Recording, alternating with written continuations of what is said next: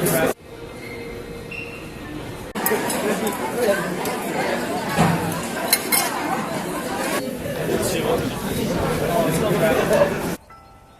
va.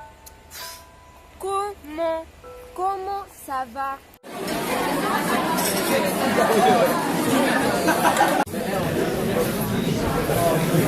Oui, C'est vraiment pas bon, il serait temps de se mettre au travail, j'attends mieux. merci.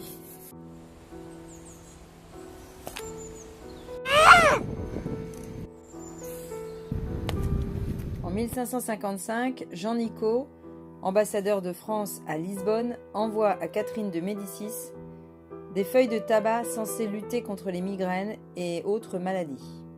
Rapidement, le tabac est adopté comme une herbe médicinale censée guérir de tous les maux. Richelieu ne tarde pas à taxer le tabac comme tous les produits issus des colonies, puis il devient monopole de l'État.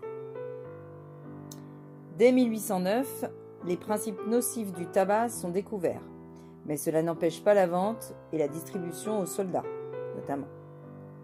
La cigarette, elle, ne se popularisera pas avant la fin de la Seconde Guerre mondiale, lorsque les soldats américains seront incités à largement en distribuer aux populations libérées. Cette année, en 1970, la législation se durcit vis-à-vis du tabac, car les effets nocifs de celui-ci sont de plus en plus dénoncés. L'action de fumer est plus forte dans certains groupes sociaux.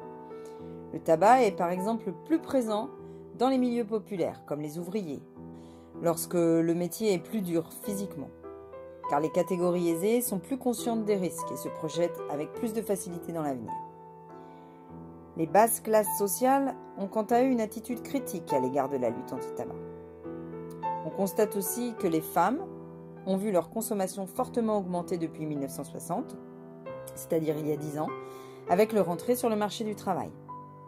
Enfin, la consommation diminue pour les plus de 40 ans, qui font de plus en plus attention à leur santé, tandis que les jeunes, eux, fument de plus en plus, pour faire comme les autres, s'intégrer dans un groupe, se donner une image. Tiens, faisons un petit sondage. Levez la main, ceux qui fument.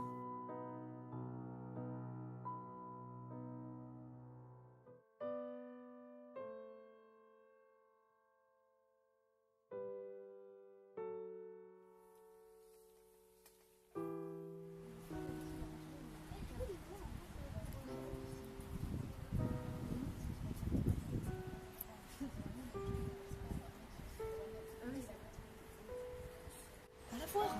Je sais pas. Mais qu'est-ce que tu risques? Elle est toute seule. Ouais, ok. Pas imbriquée.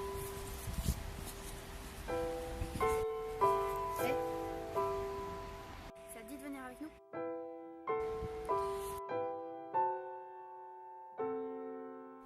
Salut.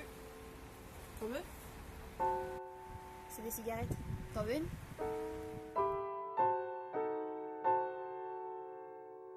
C'est des chewing-gums. T'en veux?